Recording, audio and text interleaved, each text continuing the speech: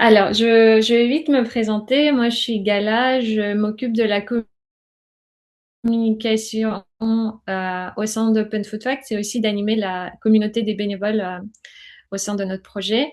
Il y a avec moi du coup Manon Corneille qui est en charge des partenariats et Pierre Slamiche qui est le cofondateur du projet. Donc peut-être on peut commencer aussi à faire connaissance avec vous. Si on peut vous demander dans le chat de vous présenter rapidement, nous dire votre rôle, votre entreprise et peut-être la région de laquelle vous venez. Comme ça nous donne un peu une idée aussi des participants qui sont là et de faire un peu plus connaissance, quoi. On va essayer de dérouler assez rapidement la présentation pour avoir un maximum de temps pour échanger tout à l'heure. Donc, n'hésitez pas à, à écrire dans le chat qui vous êtes. Et moi, je vais commencer avec la prochaine slide, Pierre. Donc, au menu aujourd'hui, on va parler d'abord du projet Open Food Facts pour ceux qui ne nous connaissent pas encore. Ensuite, on va parler justement de ce projet d'un calculateur d'empreinte environnementale pour les recettes avant d'échanger. Donc, prochaine slide. Je vous amène au supermarché.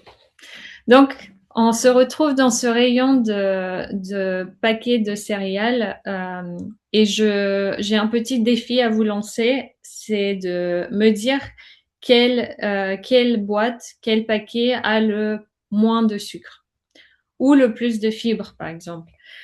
Juste en regardant comme ça, c'est pas évident.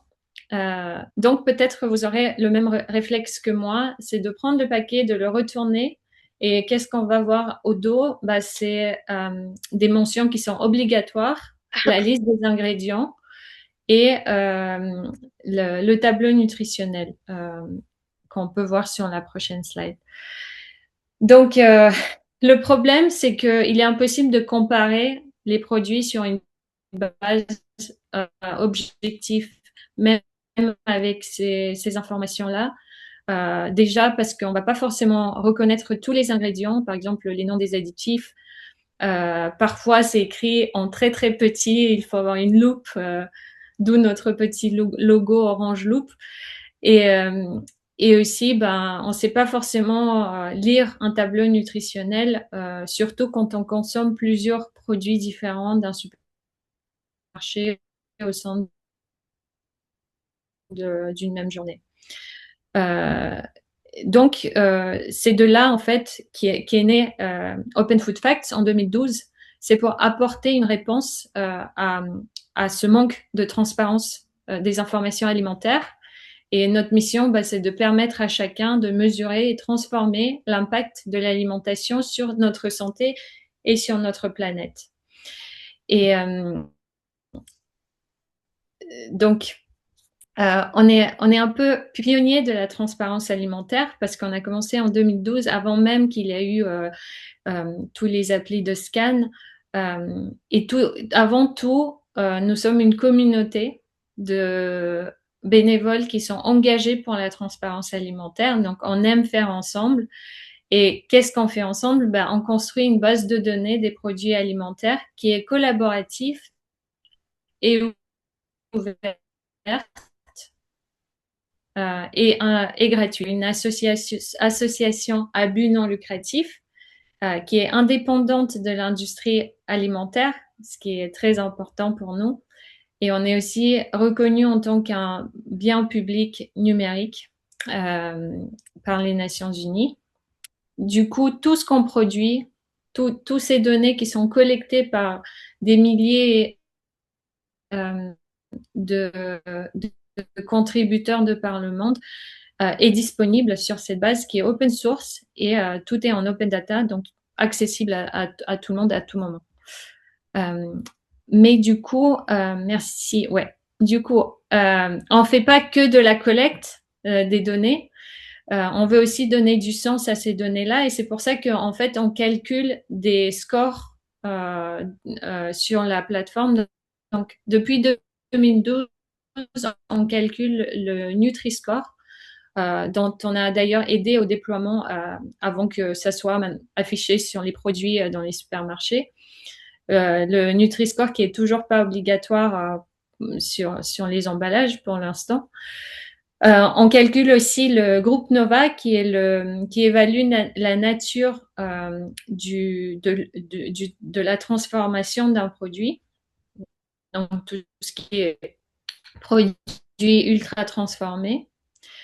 Et plus récemment, on a commencé à calculer le Green Score, donc l'empreinte environnementale d'un produit qui est calculé sur la base de l'analyse du cycle de vie. Et ensuite, on a aussi commencé à collecter les prix grâce à Open Price. Donc, c'est une donnée qu'on ne collectait pas avant, mais depuis 2 ans, on collecte et on a pareil en Open Data.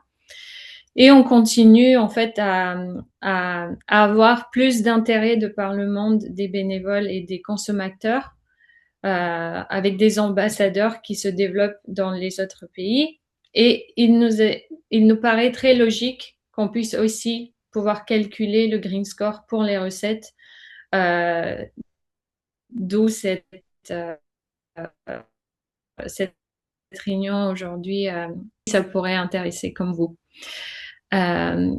Et donc, juste peut-être une rapide aperçu de notre base de données sur la prochaine slide. On est à plus de 4 millions de produits disponibles du monde entier sur notre site et sur l'application, disponibles en 40 langues, avec plein des milliers et des milliers de contributeurs du monde entier.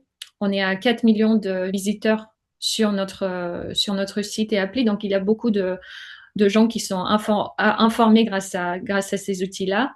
Mais il n'y a pas que les contributeurs du coup qui apportent ces données-là. Il y a également les producteurs engagés. Donc, Manon s'occupe à faire venir, grâce à la plateforme Pro, que nous avons développé, qui est encourager les fabricants de aussi être dans une démarche transparente. Donc voilà. Et puis il y a aussi les données servent à nourrir la recherche parce que du coup il y a beaucoup de chercheurs qui vont utiliser ces données-là pour faire des recherches sur la santé publique euh, et ainsi que les journalistes et les institutions gouvernementales. On utilise aussi donc des bases de données ouvertes comme le USDA aux États-Unis pour nourrir cette base de données. Donc bon, maintenant vous avez un peu une vision d'Open Food Facts en tant qu'outil. Et j'arrive justement au point où on le Gala, fait pour les produits. excuse-moi Gala, je t'interromps juste une petite seconde. Il y a du monde en salle d'attente, j'ai l'impression. Donc je vais récupérer le rôle d'animateur une seconde Ça et marche. laisser. Hop. Désolée pour ce petit C'est bon, je contretemps. viens d'admettre les personnes. Ah, très bien, super Pierre. Merci beaucoup. Et du coup, bonjour à tous ceux qui arrivent. Oui, et du coup, Et on faisait déjà du coup. ouais, il semble qu'il y a un petit souci au niveau du son avec un son un peu haché. Peut-être que tu pourrais enlever ta caméra, Gala, pour optimiser le flux de données, le flux. Ouais. Est-ce que ça Super. va mieux? Ok, mais est-ce que du coup, c'était comme ça pendant toute la présentation? Ou Ça a un peu Entendu, haché. entendu. Je pensais que c'était de mon côté, mais j'espère on est resté compréhensible Comme un Ouais. principe.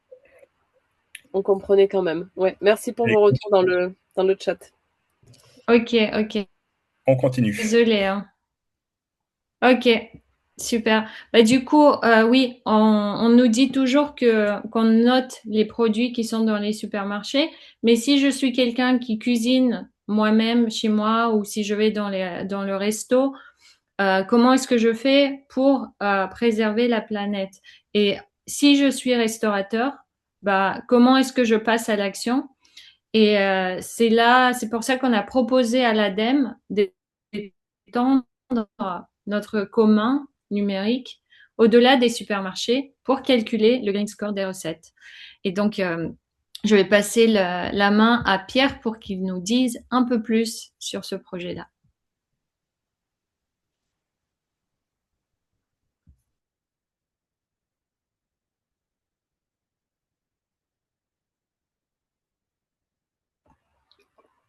Pierre, il semblerait que tu sois en mute. Oui, excusez-moi, Euh, c'est erreur de débutant. Vous m'entendez bien? ouais. Donc, du coup, vas-y Manon. Je profite d'avoir la parole juste pour te dire, il y a quelqu'un qui Eh indique ben, un bruit de notification, c'est bon? c'est pas de mon côté. Ah, d'accord.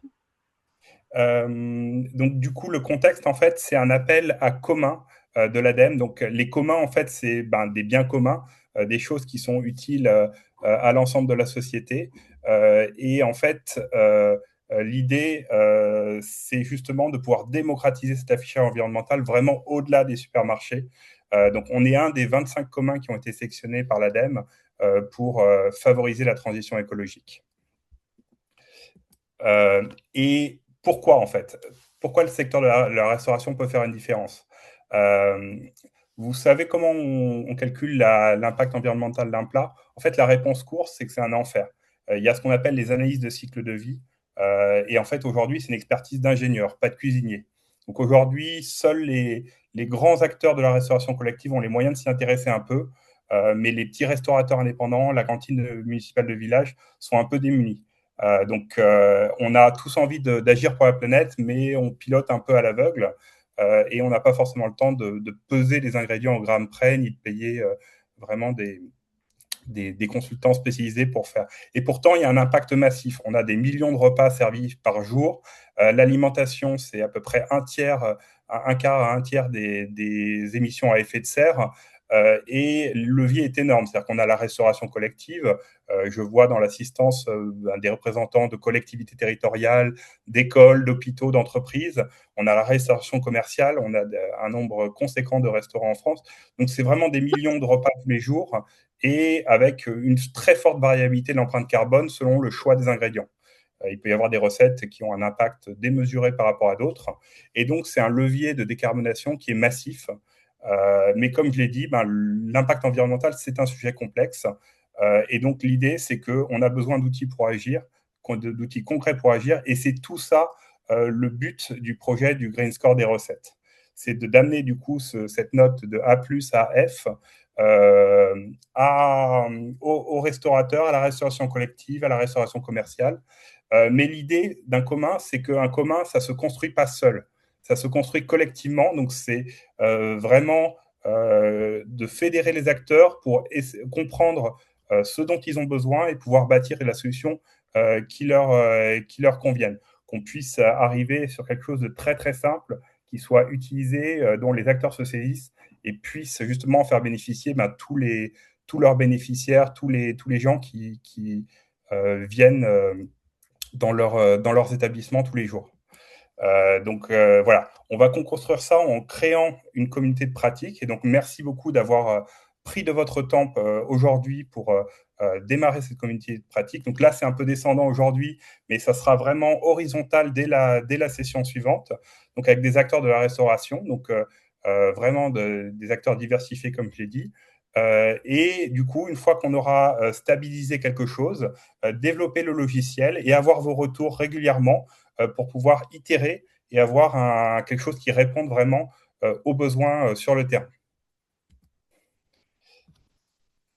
J'en profite pour poser une question, vous pouvez répondre dans le chat. avant cette réunion, est-ce que vous aviez déjà entendu parler du Green Score et de cet affichage environnemental? Est-ce que vous l'aviez peut-être vu sur des applications de scan ou dans certains trucs de restauration collective? Donc, on a pas mal de non, on a pas mal de oui aussi. Donc, c'est très divisé.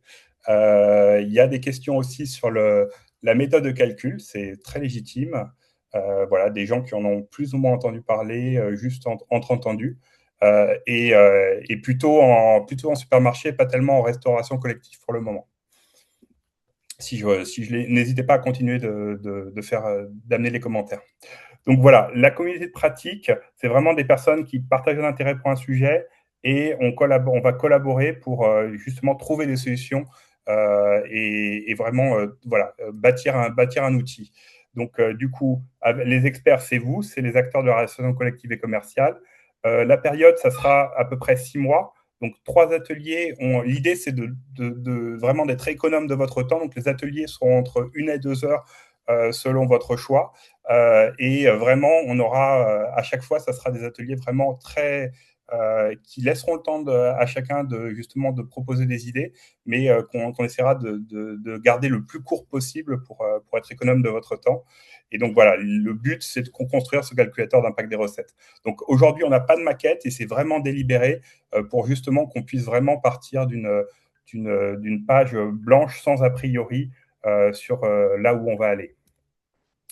Donc le calendrier du projet, donc on a un atelier, donc ça va arriver quand même très vite. Du coup, dès le 1er avril, on va commencer justement à réfléchir ensemble. On aura une phase un peu de post-it où vous pourrez exprimer vos besoins, vos envies, vos désirs sur l'affichage environnemental dans l'alimentation et sur ce qui pourrait vous être utile au quotidien. Un deuxième atelier où, sur la base de vos retours, on sera déjà de retour avec un premier prototype.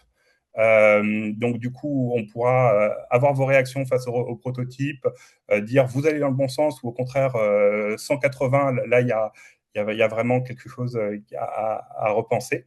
Mais avec un peu de chance, grâce au premier atelier, on ira dans la bonne direction. Et puis après, on va procéder de manière itérative avec des tests utilisateurs sur ce qui sera un outil plus établi, qui ne sera pas juste un prototype, mais qui commencera à ressembler à l'outil final, et à nouveau du feedback, donc vraiment pour pouvoir affiner l'outil au fur et à mesure des ateliers.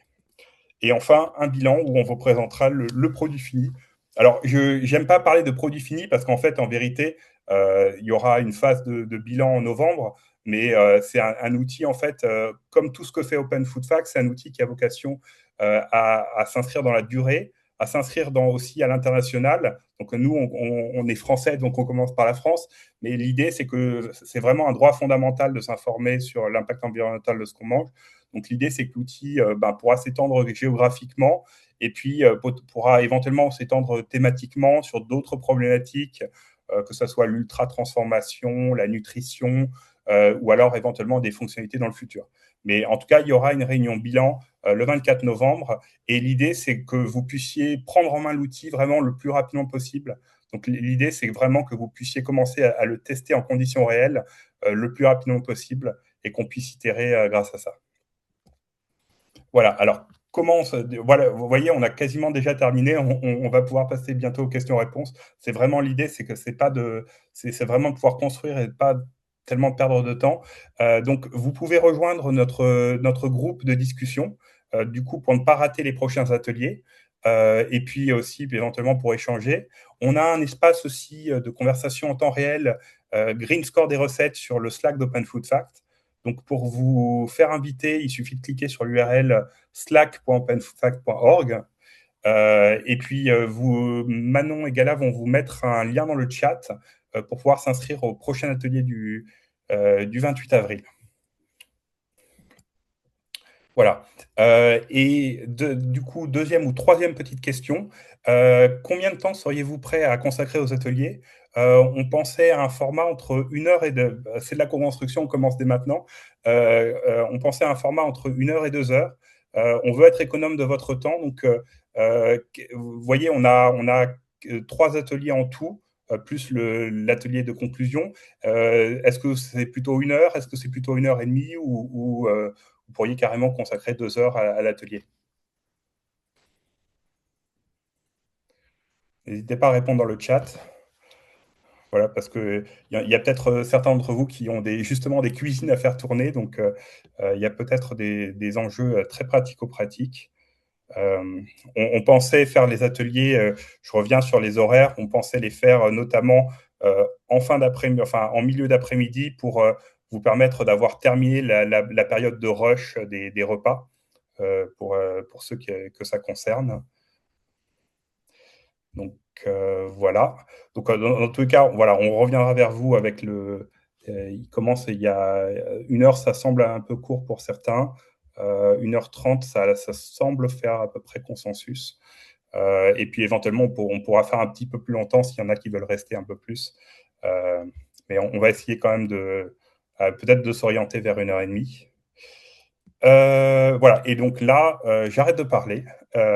Voilà, on est resté vraiment, du coup, on n'est pas rentré dans les détails. Donc peut-être certains d'entre vous ont justement des questions, sont peut-être encore, entre guillemets, sans mauvais jeu de mots, restés sur leur faim. Donc je vous propose un temps de questions-réponses directement dans le chat, et peut-être qu'on peut ouvrir les microphones aussi, je ne sais pas. Comment tu... Oui, tout à fait. Merci Pierre. On a déjà pas mal de questions dans le chat. Donc notamment une question, une recette n'est qu'une partie des apports nutritionnels et de l'équilibre alimentaire sur un plan de menu. Est-ce que des diététiciens, médecins coordinateurs sont consultés et ou impliqués dans la communauté? Alors, idéalement oui, et c'est l'objectif pour la construction de l'outil. La grande dimension initialement, ça va être le côté environnemental. Après, effectivement, on est connu pour avoir contribué à démocratiser le Nutri-Score. Donc, la nutrition est effectivement un truc qu'on ne peut pas ignorer. Donc, je ne sais pas s'il y a déjà des experts de la nutrition aujourd'hui. On est en contact avec l'équipe du Nutri-Score, donc très régulièrement. Donc, on peut peut-être essayer de voir s'ils pourraient s'impliquer dans le premier atelier. Pour l'instant, on va surtout être sur l'impact environnemental. On n'a pas encore les ressources, on n'a pas encore trouvé les ressources pour arriver à faire, parce que sur la question nutritionnelle, il y a aussi les questions, vous le savez, une bonne partie d'entre vous le sait, de cuisson, de perte d'eau. Enfin, il y a des subtilités justement sur le calcul nutritionnel et sur l'équilibre nutritionnel quand on passe d'un produit simple, comme vous l'avez dit, à tout un ensemble. Et il y a aussi des choses qui sont spécifiques à la cuisson. Donc, c'est quelque chose qu'il faut très clairement boucler avec des équipes spécialisées. Ensuite, on a une question plutôt autour de la méthodologie du Green Score. Donc, je rappelle, Alex, tu viens de le faire, mais le Green Score, c'est le nouveau nom de l'EcoScore. Donc, une personne demandait sur quoi, comment le Green Score est calculé et quelle est la différence entre ce score et le Planet Score, par exemple. D'accord. Et je vois aussi une question sur Agribalise n'est pas suffisante comme base de données. Donc, tout simplement, le Green Score utilise en fait Agribalise comme socle, d'ailleurs comme le Planet Score.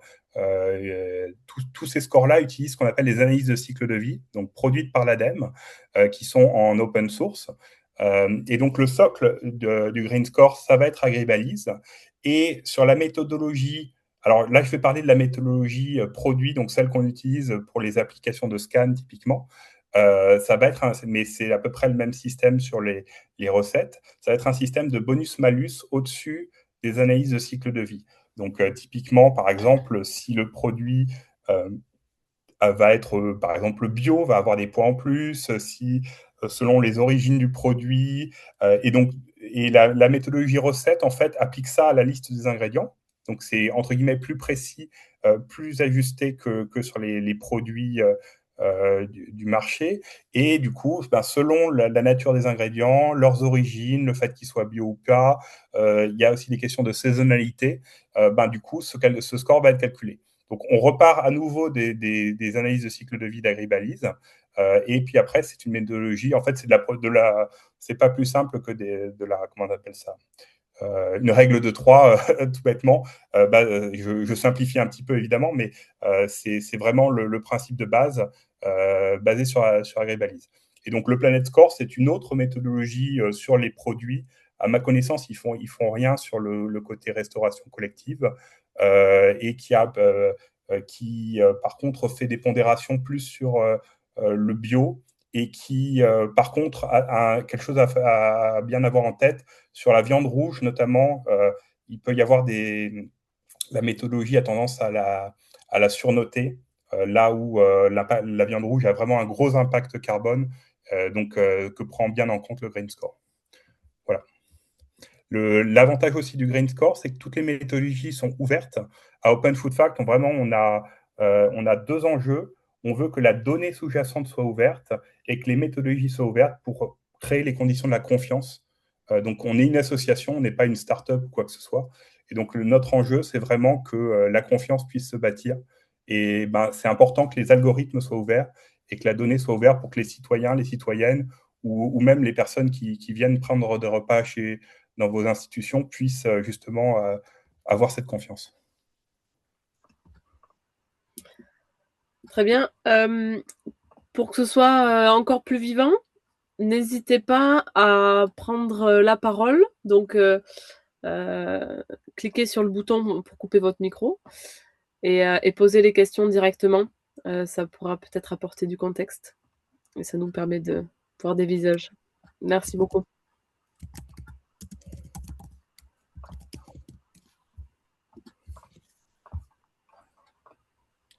Il n'y a pas de questions. Oui. Je peux prendre la parole, je ne sais pas si... Oui, Pierrick ? Oui, pardon. J'avais posé une question. Bonjour à tous, merci pour la présentation. Dans le chat, c'est savoir comment vous articulez par rapport à l'affichage environnemental qui est développé par le ministère et par l'ADEME, qui est encore différent de Oui, Green le Score coût et Planet environnemental, Score. c'est ça ? Le coût environnemental, Exactement, le coût environnemental. Ouais. voilà, qui a un logo noir et blanc avec du coup un chiffre correspondant au coût environnemental du produit. Donc c'est quelque chose qu'on suit de près et on espère vraiment qu'on va pouvoir avoir un affichage officiel et que les décrets d'application vont pouvoir être publiés, etc. Donc on est un peu dans l'expectative, mais c'est très clairement quelque chose qu'on a envie une fois que ça sera prêt, de mettre en place. Mais pour les experts un peu de l'affichage environnemental, les lobbies divers en tout genre ont bloqué beaucoup. Du coup, il y a un enjeu d'avoir un portage politique pour que ça devienne le score officiel de la France. Pour l'instant, le Green Score permet de faire la transition temporaire jusqu'à ce que la méthodologie soit finalisée et que le gouvernement comment dire, pousse ça a mis du temps pour le Nutri-Score. On espère que ça va aller un peu plus vite sur l'affichage environnemental. Et très clairement, c'est quelque chose qu'on calculera. C'est-à-dire que l'outil, dans le futur, pourra s'étendre à l'affichage officiel dès qu'il sera prêt. Pour être plus clair. Mais ça sera probablement dans une phase ultérieure. Merci. Vincent n'a peut-être pas compris la réponse. Globalement, il y a un affichage du gouvernement, mais qui est bloqué politiquement. Donc, on l'ajoutera avec plaisir, mais du coup, on a besoin que du coup, ça devienne l'affichage officiel. Pour l'instant, il y a des blocages politiques qui font que malheureusement, on est obligé d'utiliser le Green Score en attendant.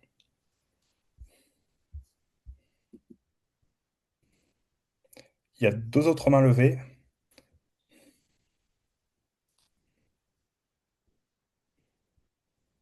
Oui, bonjour. Vous m'entendez?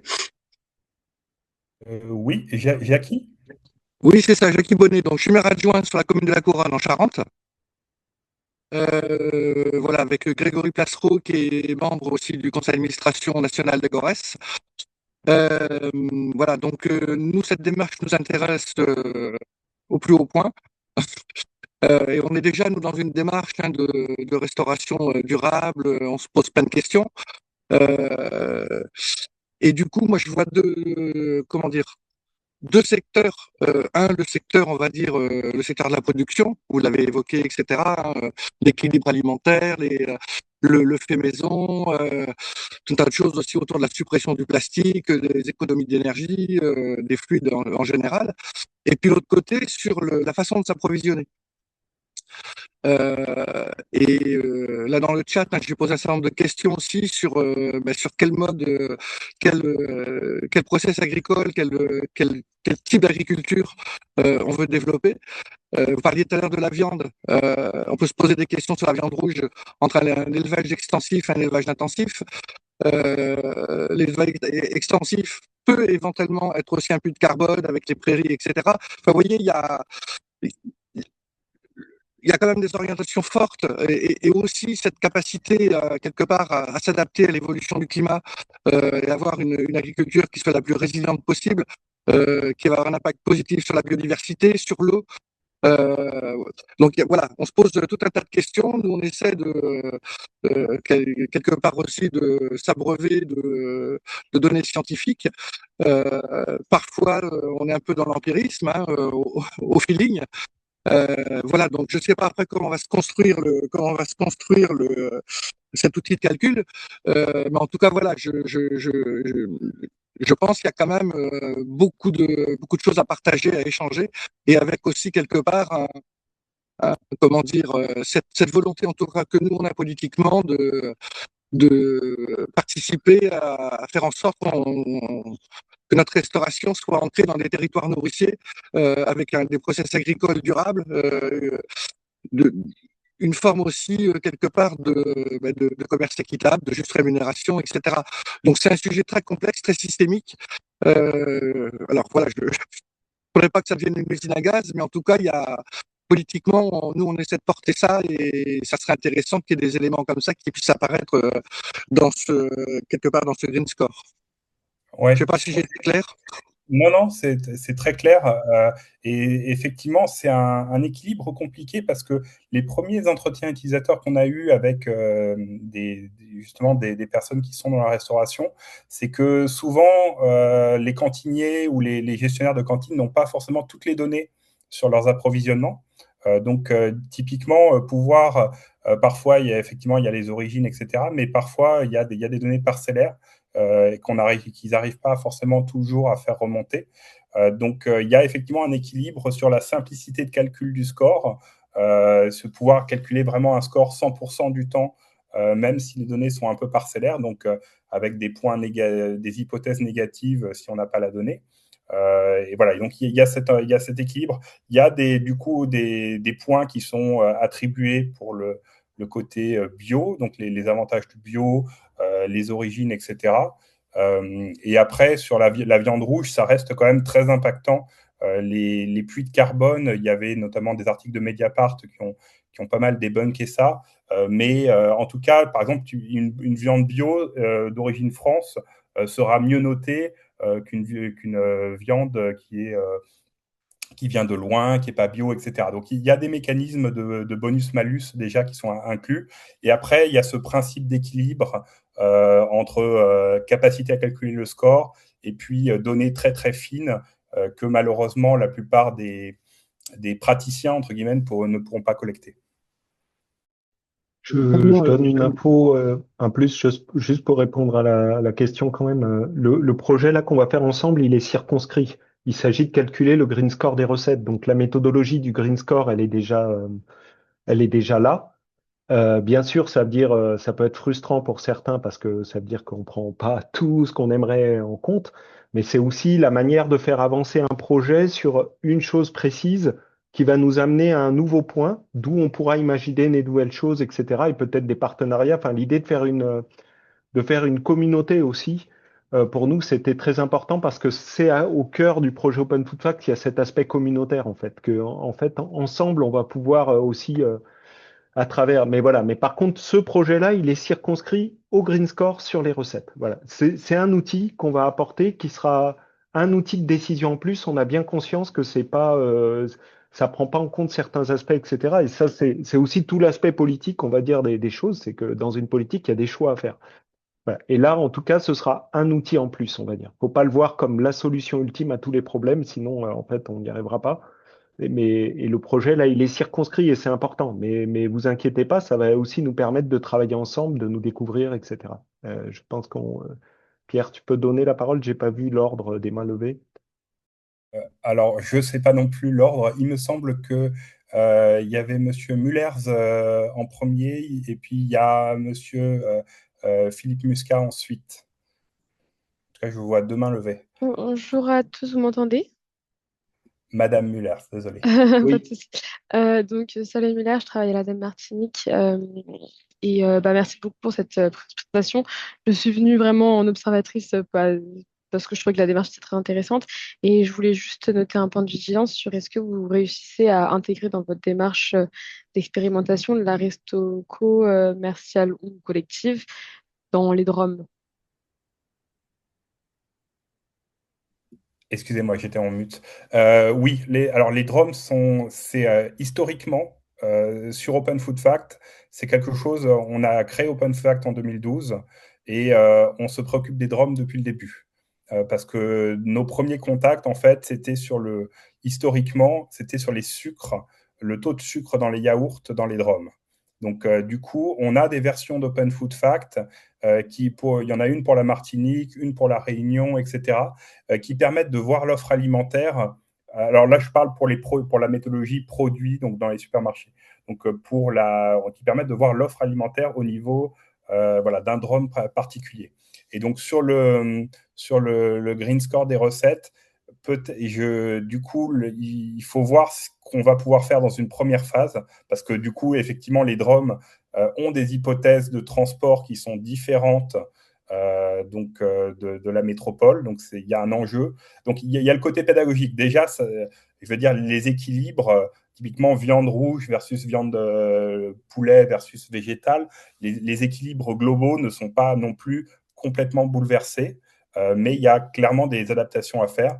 Je ne sais pas si on pourra le faire en phase 1, mais très clairement, historiquement, c'est quelque chose qui nous a toujours préoccupé à Open Food Fact. Notamment, là, on est en train de faire des choses aussi avec Open Price sur justement l'inflation au niveau des DROM, qui est un sujet spécifique. Et du coup, sur le green score des recettes, c'est vraiment quelque chose qu'on aimerait faire. Et en tout cas, on serait preneur d'échanges, soit dans le premier atelier, soit même avant, sur le sujet pour voir ce qu'on peut faire en phase 1 et ce qu'on peut éventuellement faire après. Ok, très bien. Merci beaucoup pour votre réponse. Et je vais rester un peu plus vigilante, notamment sur vos sujets des prix, parce que c'est assez intéressant pour nos contextes insulaires. Et du coup, juste pour, encore une fois, vous alerter, je ne sais pas si vous utilisez, enfin, j'ai pas tout compris sur les bases de données sur lesquelles vous vous basez, mais juste pour information, il y a une version d'Agribalis qui existe, qui a été adaptée justement sur la partie transport, mix de consommation, mix électrique, etc., pour les DROM. Donc, n'hésitez pas à vous rapprocher de nous pour y avoir accès si c'est quelque chose que vous utilisez et que vous avez besoin d'associer à vos calculateurs. C'est excellent, c'était passé, je pense, sous nos radars. On est en contact avec le coordinateur de la fichière environnementale, mais il ne nous en avait pas particulièrement parlé parce que aussi on n'avait peut-être pas demandé. Donc, en tout cas, preneur d'un échange avec vous. Et puis c'est une très bonne nouvelle que ça existe déjà et qu'on n'est pas justement à repartir de zéro sur ces questions-là. Du coup, Philippe Muscat ensuite. On a une troisième main levée. Oui, bonjour, merci. Ça va être assez rapide, Monsieur Muscat. Réseau Restocco, je voudrais simplement, je suis arrivé un peu en cours de route, mais simplement confirmer parce que, donc, bon, j'ai regardé la présentation, j'imagine que nous aurons documentation de synthèse de ce qui a été présenté, mais le green score que vous évoquez, c'est une question, je le redis ou je me questionne. Alors où on nous demande des éléments sur la nutrition, où on nous demande, vous avez parlé à un moment donné, je suis arrivé à un moment donné, vous parliez de Nova. Enfin, moi j'ai plein de clients, nous avons plein de convives qui nous demandent plein d'informations. Ça veut dire que en fait, le Green Score ne répondra pas à la problématique de Nova, à ce que ça apporte, et encore moins de Nutri-Score. C'est-à-dire que si on veut être optimal, il faut mettre ces trois scores qui seront différents le Green Score n'apportera pas, par exemple, à un moment donné, on parlait de produits ultra transformés, mais n'y répondra pas, ou j'ai mal compris. Oui, non, c'est une question très légitime.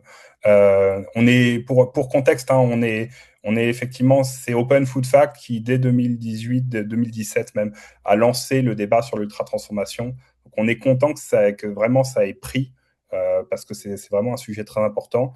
Et du coup, on calcule le NOVA vraiment à grande échelle et le Nutri-Score à grande échelle. Donc là, sur l'outil, en fait, c'est aussi une question de périmètre. Du coup, on a eu un financement sur l'impact environnemental. Du coup, on va essayer de voir ce qu'on peut faire sur la nutrition. On est en train aussi de chercher des ressources pour justement l'étendre à la nutrition, parce que typiquement, en fait, c'est pas aussi simple que de prendre l'algorithme qu'on a sur les produits, comment dire, avec des codes barres, et le plaquer sur la restauration. Il y a les histoires de déshydratation, etc. Et ça demande de repasser sur l'algorithmie. Donc, c'est pour ça qu'on aimerait bien sécuriser un complément pour pouvoir faire ça dans les règles de l'art sur les recettes. La chose qui me préoccupe le plus, c'est le Nutri-Score. Le Nova, c'est peut-être plus facile parce que voilà, mais c'est basé uniquement sur la liste d'ingrédients et la catégorie, donc ça doit être plus facile, mais voilà, c'est des temps de développement complémentaires.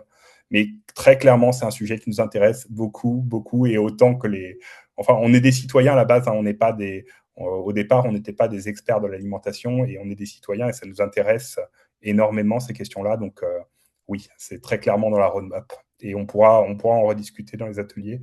Le côté environnemental, vraiment, est ce pourquoi l'ADEME nous soutient. Mais ça serait...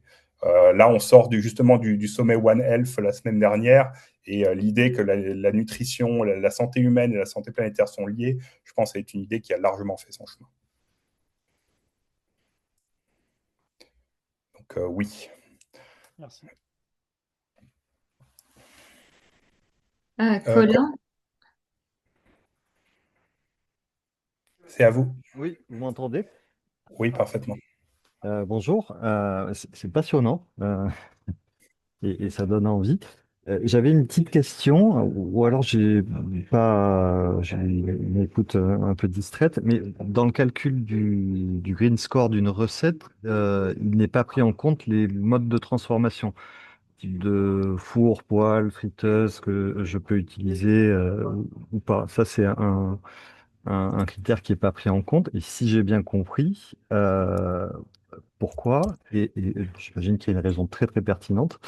Et d'autre part, du coup, est-ce que vous avez une estime? Peut-être c'est parce que c'est en fait assez marginal dans le green score d'une recette.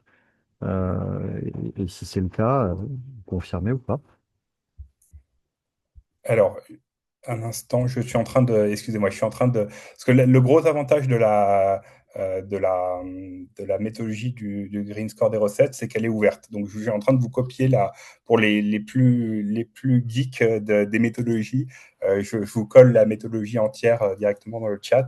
Il y a, voilà, quelqu'un a répondu à ma place dans le chat. C'est effectivement l'impact assez prépondérant effectivement des ingrédients. Donc le mode de cuisson est important, mais du coup c'est aussi des données complémentaires à rentrer. Et ça va être vraiment, par exemple, le choix de la viande, le choix de la protéine, par exemple, qui va être quelque chose d'assez prépondérant. Mais en tout cas, sur le Green Score, là, vraiment, la méthodologie est ouverte. Et après, c'est des processus itératifs. Il me semble qu'effectivement, je n'ai pas Ecobalise en tête sur la méthodologie, mais voilà, l'idée, c'est d'arriver à un ordre de grandeur le plus précis possible. Et après, effectivement, comment dire, les modes de cuisson, c'est compliqué parce que parfois, c'est des imbrications aussi c'est des imbrications de processus. et ça complexifie énormément le système. C'est-à-dire qu'on peut imaginer un riz qui est bouilli avec, il peut y avoir encore un riz, c'est simple, mais sur des trucs avec des sauces, etc., ou des choses qu'on a achetées, transformées chez Métro, etc., il peut y avoir des imbrications assez complexes.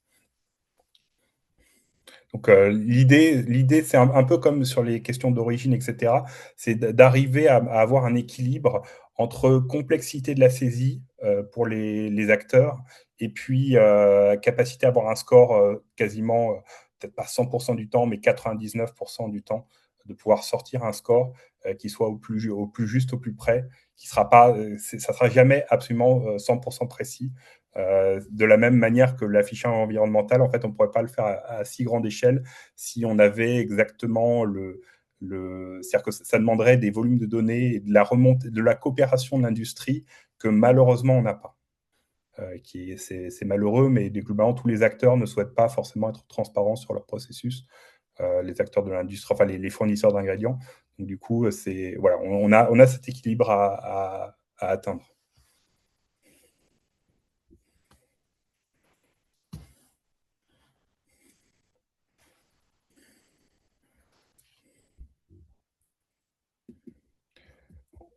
Je ne sais pas si on a épuisé toutes les questions. Il est 16h49, donc on a fait 3/4 d'heure. Une question de Bertrand. Oui. Éventuellement, faites-vous un lien entre environnement et apport de nutrition à l'échelle de l'ensemble des menus hebdomadaires, tel que cela a été expérimenté par le projet Food Basket, qui est un projet européen qui a été mentionné plus tôt dans le chat aussi. C'est moi qui l'ai présenté, je pourrais en parler si vous voulez après. D'accord. Pour le moment, en fait, l'outil, on l'a pas encore construit. Justement, ça fait partie des choses qui peuvent être intéressants. Je pense que la première phase, sans préempter le premier atelier, ça va déjà être de le faire au niveau d'une recette, avant de faire l'équilibre de la semaine, qui est aussi très pertinent. Notamment, je pense effectivement au PNLS, les recommandations du PNLS qui ne peuvent pas s'entendre à l'échelle d'un seul repas, mais d'une semaine entière. Donc, typiquement, oui, ça a du sens. Après, c'est une question. Désolé, j'ai l'impression de me répéter un petit peu, mais parce qu'une partie des questions ont un peu les mêmes réponses. C'est aussi une question de phasage, probablement. C'est qu'est-ce qu'on fera dans un premier temps, dans un second temps. Il me semble que ça vaut le coup d'essayer d'abord de commencer au niveau d'un repas et ensuite d'élargir effectivement à une semaine. Voilà. Mais c'est clairement l'équilibre nutritionnel au long cours, ça c'est quelque chose qui est intéressant au niveau de la restauration collective et même au niveau de la restauration individuelle. Enfin, de la restauration individuelle, typiquement des produits qu'on a chez soi, etc.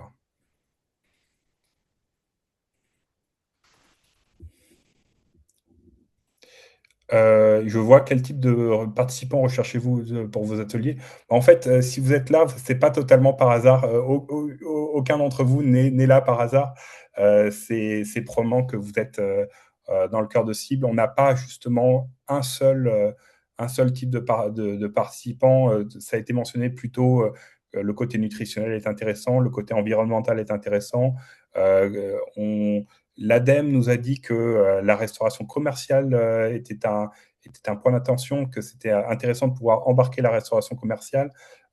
Mais il y a beaucoup d'entre vous qui sont aussi de la restauration collective, collective territoriale. Et enfin voilà, à partir du moment où vous avez l'intérêt pour le projet, en fait, vous êtes légitime, vous êtes totalement légitime dans les ateliers. Hein. Il n'y a pas de, voilà, on cherche pas.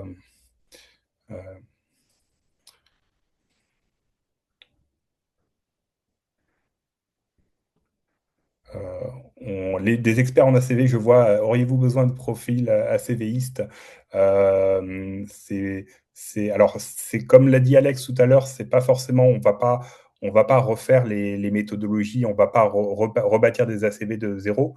Ceci dit, en général, on est très intéressé par les ACV à Open Food Fact que ce soit sur l'alimentaire, la cosmétique, etc. Donc, voilà. Là, je déborde un peu du sujet, mais en tout cas, on ne dira jamais non à des compétences. On est un projet collaboratif, participatif.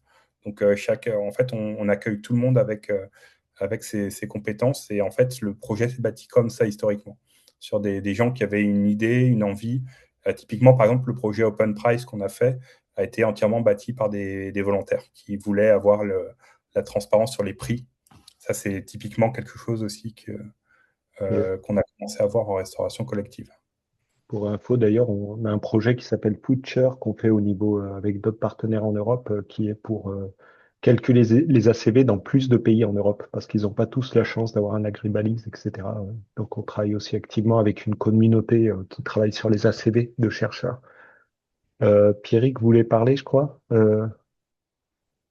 Bah, c'était juste par rapport à la question de Bertrand et je ne sais pas si c'était vu. Effectivement, moi je travaille dans le projet européen qui a développé Food Basket 7. Donc c'est l'IFIP, l'Institut du Porc, qui l'a développé.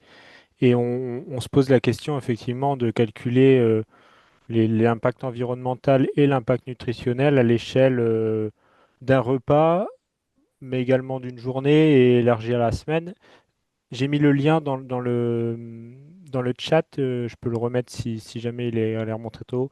Mais je pense que ça peut être une bonne clé d'entrée pour vous, parce qu'on a déjà fait toute l'interface, on a déjà des équations de biodisponibilité des nutriments en fonction des associations. C'est-à-dire que si on mange le fer est pas assimilable par l'organisme de la même façon en fonction des interactions aliment-aliment. Donc voilà, on a travaillé sur ces thématiques-là. Donc ça peut être une bonne clé d'entrée pour vous. C'est intéressant. C'est open source. Votre code source est Notre ouvert. code source n'est pas ouvert. Non, notre code source n'est pas ouvert. Par contre, les données d'arrière-plan, bah, c'est Agribalis, SQL. C'est pas ouvert, mais c'est dans un rapport public. Donc en soi, la méthodologie est transparente, les codes sources ne l'est pas. Voilà. D'accord. Mais je peux le remettre là, je remettrai dans le chat si jamais ça vous intéresse et on pourra vous me Je ne sais pas si recontacter. Voilà. tu peux faire bouger en interne, mais ça serait vachement intéressant voilà, de libérer s'il y a une possibilité de libérer le code source pour pouvoir l'étudier un peu et voir s'il y a des morceaux intéressants à reprendre, ça serait vachement intéressant. Bah, on peut en reparler, ouais, pourquoi pas. Je peux pas vous dire parce que c'est un peu compliqué la confidentialité de nos données. Il y a certaines données qu'on a le droit de partager, d'autres non pour l'instant. Donc je ne peux pas vous garantir quoi que ce soit, mais en tout cas, sachez que l'outil est disponible, gratuit, fonctionnel et permet d'avoir des informations qui sont pertinentes, on va dire, en attendant que d'autres outils se mettent en place ou de l'améliorer. Voilà, je ferme la parenthèse, merci. Nickel. On regardera ça avec attention. Je vois des questions là, par exemple, Bastien qui demande comment on fait pour contrer le fait que certains types de production que certains considèrent moins désirables peut-être ont des bons ACV. Donc là, la question c'est d'objectiviser les données hein, d'une part, et le Green Score, comme j'ai redit, c'est juste une partie, un outil en plus pour aider à la décision, mais c'est sûrement pas l'alpha et l'oméga. Il est évident que le fait de prendre des productions locales, par exemple, si on est dans la restauration collective, surtout pour les cantines, etc., ça a plein de sens pour faire vivre le territoire économiquement, etc. Donc il y a plein de paramètres en fait et tout est très compliqué et on prétend pas tout résumer en un score. Mais voilà, c'est un outil et comme je vous disais, ce qui est vraiment intéressant aussi, c'est nous on a vraiment hâte de commencer cette communauté de pratique parce que c'est un premier projet ensemble. Mais voilà, le fait aussi de circonscrire le projet, c'est un peu frustrant, mais en même temps, c'est aussi ça qui nous permet d'avancer vers quelque chose qui sera vraiment utile. Voilà, on l'espère en tout cas. Voilà.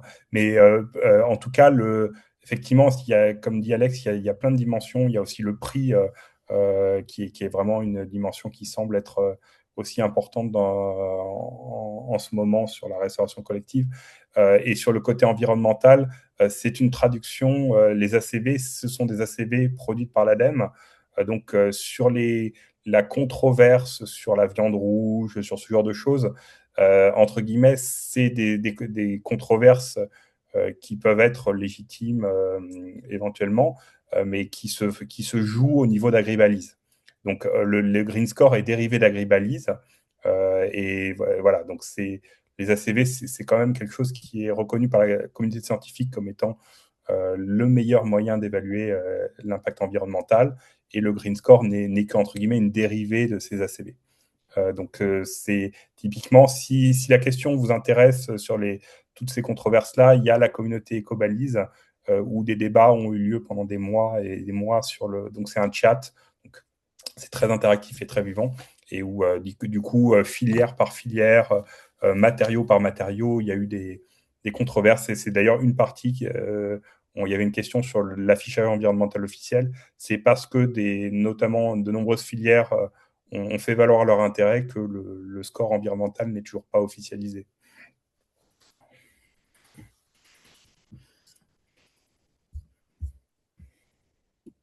Ok, bah, on est presque sur la fin de la présentation. Donc, merci à tous d'être venus aujourd'hui, si nombreux.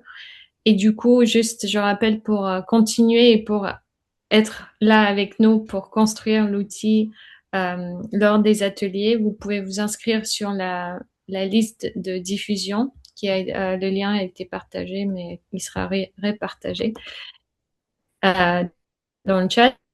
Et aussi, vous pouvez rejoindre le canal Green Score des recettes sur notre Slack également pour qu'on puisse discuter un peu plus facilement. Vous pourriez aussi poser vos questions et on espère vous voir nombreux aux ateliers. On va vraiment essayer de faire en sorte que tout le monde a la parole et on a hâte de voir à quoi ça va aboutir.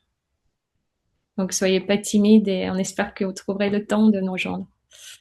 Mais merci à tous et passez une bonne fin de journée et à la prochaine, on espère. Du coup, à très très vite. Je vous rappelle, voilà, pour rappel, au 28 avril, donc ça va arriver très vite. Donc, notez-le bien sur vos agendas. Et bonne fin de journée. Journée. Bonne fin de journée. Merci. Au revoir. Merci, au revoir. Merci.